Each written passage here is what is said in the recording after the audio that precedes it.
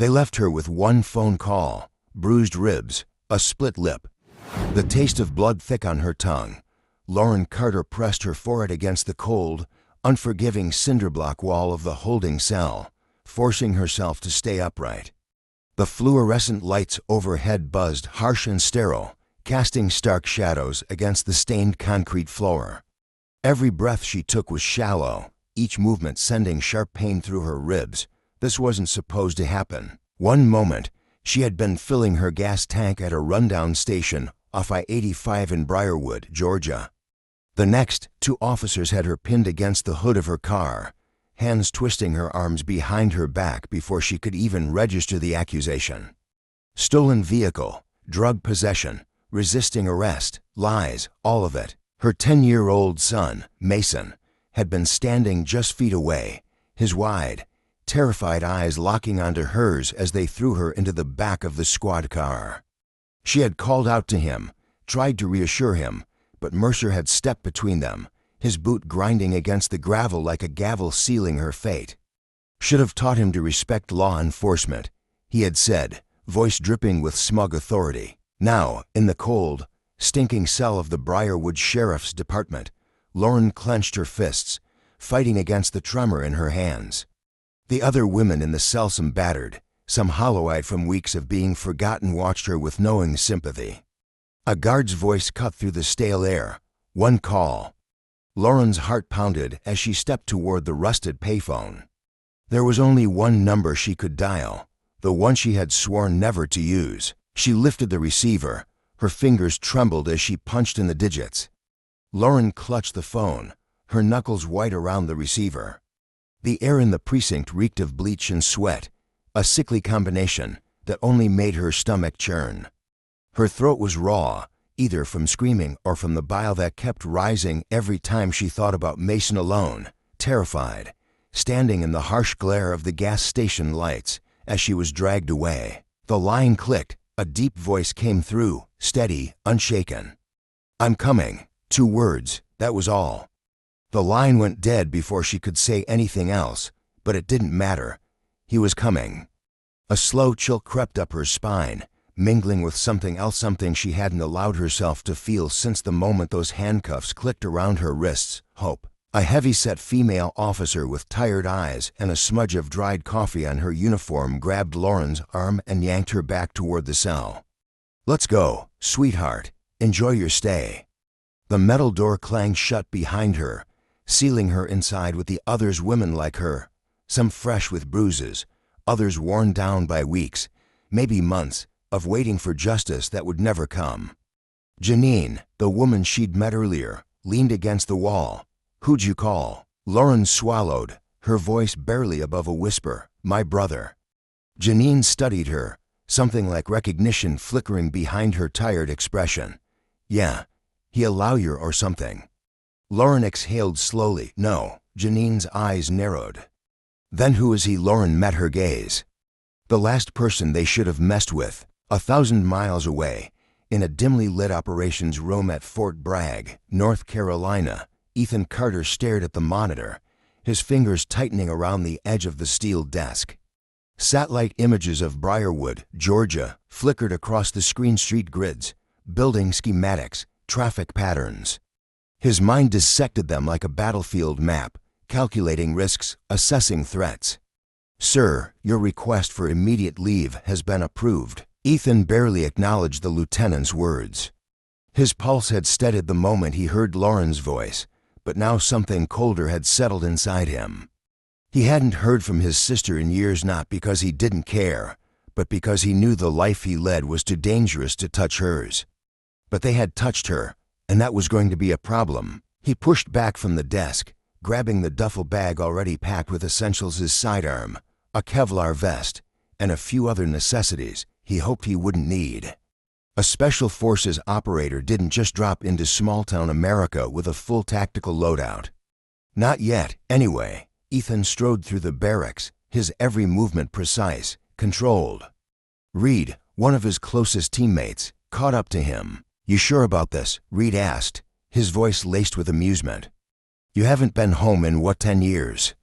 And now you're rolling in like the final act of a revenge movie?" Ethan didn't break stride. They took my sister. Reed let out a low whistle. Guess I'll start the popcorn. Ethan didn't bother responding. By the time his boots hit the tarmac, the private jet was already fueled and waiting. Briarwood didn't know it yet, but their sheriff had just made the worst mistake of his life. Sheriff Cole Mercer was not a man who panicked. For 15 years, he had ruled Briarwood, Georgia, with an iron grip, his badge granting him untouchable power.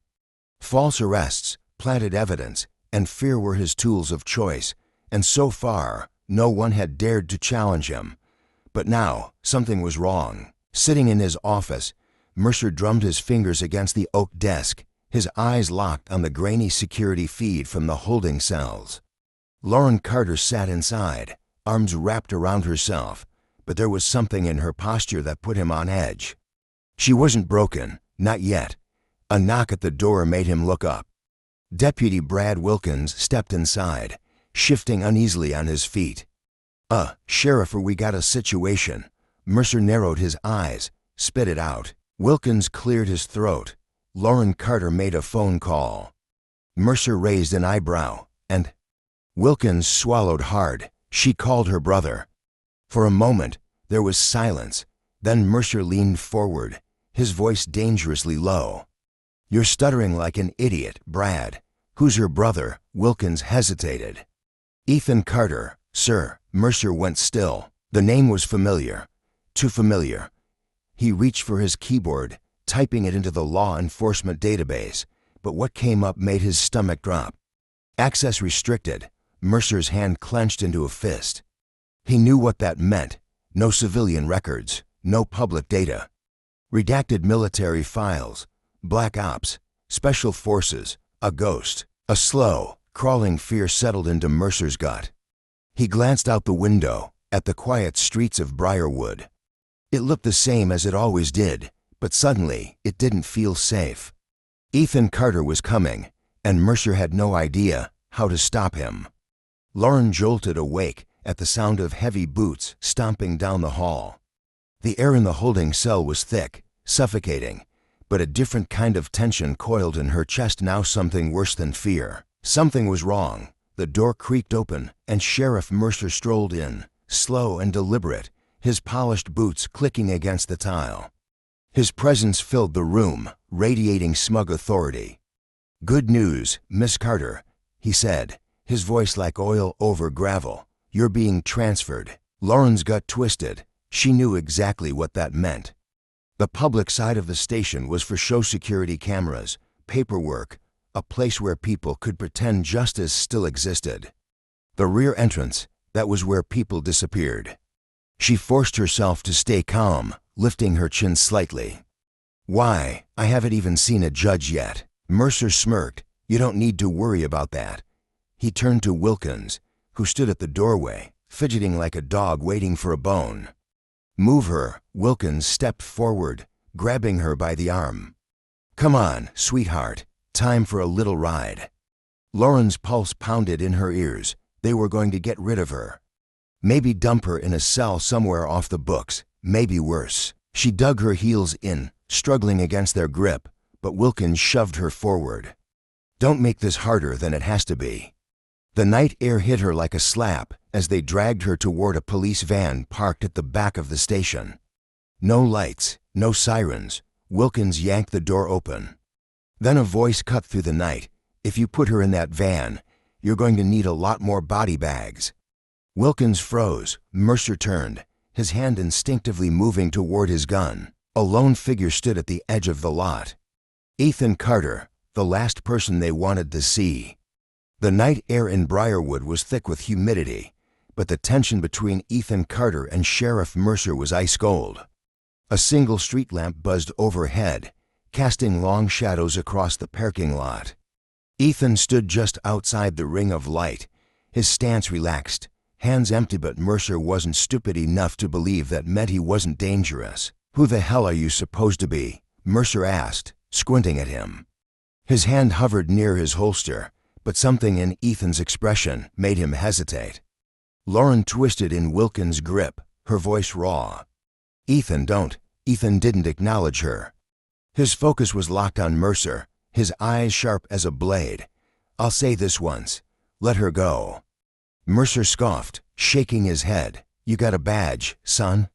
"'Cause last I checked, this was my town, and I don't take orders from civilians." Ethan took a slow step forward, his movements so controlled it sent a shiver up Wilkins' spine. "You sure about that?" Wilkins, never the brightest in the room, sneered. "And if we don't?" Ethan smiled. It was the kind of smile that made men check their exits. "Then I take her." For a moment, nobody moved. Then Mercer chuckled. "You think you're some kind of action hero? Boy, you don't walk into my precinct and make demands." Ethan tilted his head. "That I walk." A second later, the lights cut out.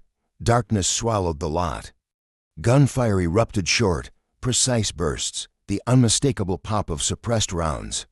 Wilkins yelped, dropping Lauren as a bullet tore through the mirror of the police van, showering the ground with glass. Mercer ducked, barking orders. "Who the hell is shooting?"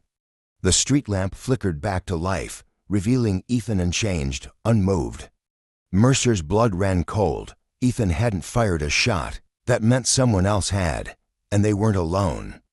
Sheriff Mercer barely had time to register what was happening before another precise shot rang out, this time shattering the red and blue light bar on his cruiser. The parking lot was suddenly a war zone, but the only people firing were the ones he couldn't see. Wilkins scrambled backward, his gun shaking in his hands. "Sheriff, who the hell is shooting at us?" Ethan Carter didn't move. He didn't flinch, didn't even acknowledge the chaos unraveling around him. Instead, he let the silence stretch, let the weight of the moment settle over Mercer like a noose tightening. "Here's how this goes," Ethan said, his voice calm, almost conversational. "You let my sister go, and I let you keep whatever little power you think you have left." Mercer gritted his teeth. "You think I'm scared of some washed-up soldier?" Ethan sighed, as if disappointed. "I was hoping you'd be smarter than that." A second later, headlights flared to life from the far end of the lot. SUVs black, unmarked, government tissue rolled in with the slow inevitability of a tide coming to swallow them whole. FBI. Mercer's face paled. Doors swung open in perfect synchronization, and agents poured out, weapons drawn. A man in an impeccable suit, flanked by tactical agents, strode toward them with all the authority of someone who didn't need to explain himself. "Sheriff Cole Mercer." The man's voice was crisp, businesslike. Mercer swallowed hard. "Yeah." The agent held up his badge. "James Wilson, FBI. You and your department are under federal investigation for corruption, civil rights violations, and obstruction of justice." Wilkins made a choked sound in his throat. Ethan finally moved, stepping toward Lauren.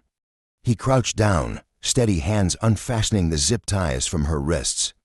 "You okay?" Lauren exhaled shakily. "I am now." Mercer was still sputtering, still trying to wrap his head around the fact that his world was crumbling around him. "This is bull." Wilson cut him off.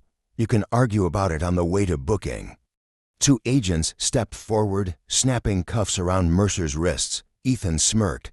"Told you." The courtroom was packed. Reporters lined the back wall, cameras clicking, pens scratching across notepads.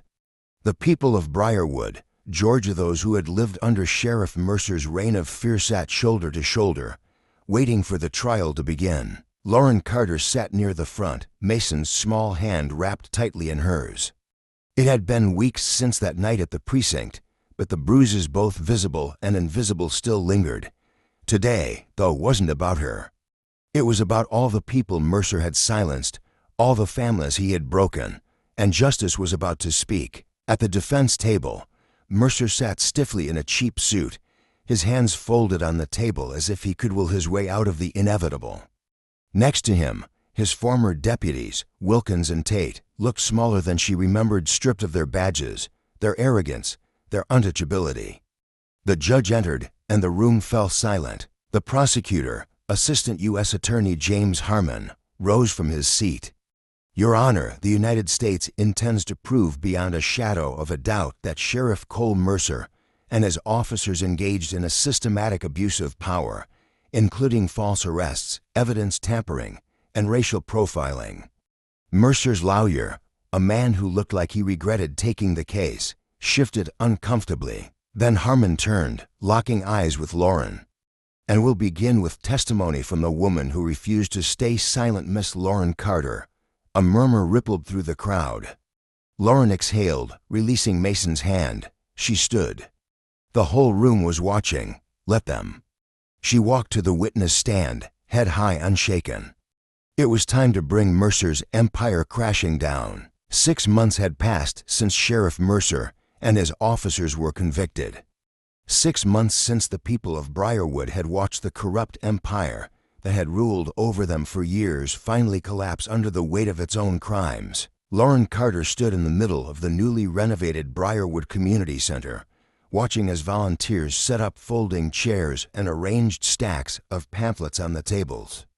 The air buzzed with something Briarwood hadn't felt in a long time: hope. "Big turnout tonight," Denise Williams, a longtime community advocate, said as she handed Lauren a clipboard.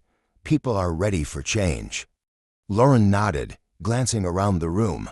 They deserve it. The initiative they were launching tonight, the Briarwood Justice Project, was more than just a response to what had happened. It was about making sure it never happened again. Free legal resources for those who needed them. A hotline for reporting police misconduct. Advocacy training. Real change, built by the people who had suffered the most. She looked toward the door just as Ethan stepped inside, his sharp gaze scanning the room like he was still on a mission. "You gonna be okay up there?" he asked, nodding toward the small stage where she'd soon be speaking. Lauren smirked. "I faced down Mercer. I think I can handle a podium." Ethan chuckled. "Fair point." She sobered, meeting his eyes. "Thank you for everything." Ethan shrugged, but there was warmth behind his usual stoicism. "You did this, Lauren. I just made sure you had the chance." As people began to filter in, she took a deep breath. Briarwood had been broken for a long time. But tonight, they were starting to rebuild, and this time, they would do it right. The applause was still ringing in Lauren Carter's ears as she stepped off the stage. She hadn't expected the standing ovation, but maybe that was what made this moment even more powerful. For years, Briarwood had been a town defined by fear. Tonight, it was defined by something else: resilience. She made her way through the crowd, shaking hands, exchanging words of encouragement. People who had once been afraid to speak up were now standing together, their voices stronger than ever. Near the back of the room, a young patrol officer hesitated before approaching her. He looked nervous, barely older than 25, his uniform crisp and unblemished by corruption. "Miss Carter," he said, straightening his shoulders. "I just wanted to say I joined the force because I wanted to make a difference. What happened to you, to this town? That's why I'm here. To make sure it never happens again." Lauren studied him for a moment. She could see the sincerity in his eyes, the weight of responsibility settling on his shoulders. "That's good," she said, offering a small smile. "Because change doesn't just happen in courtrooms. It happens in the choices people make every day."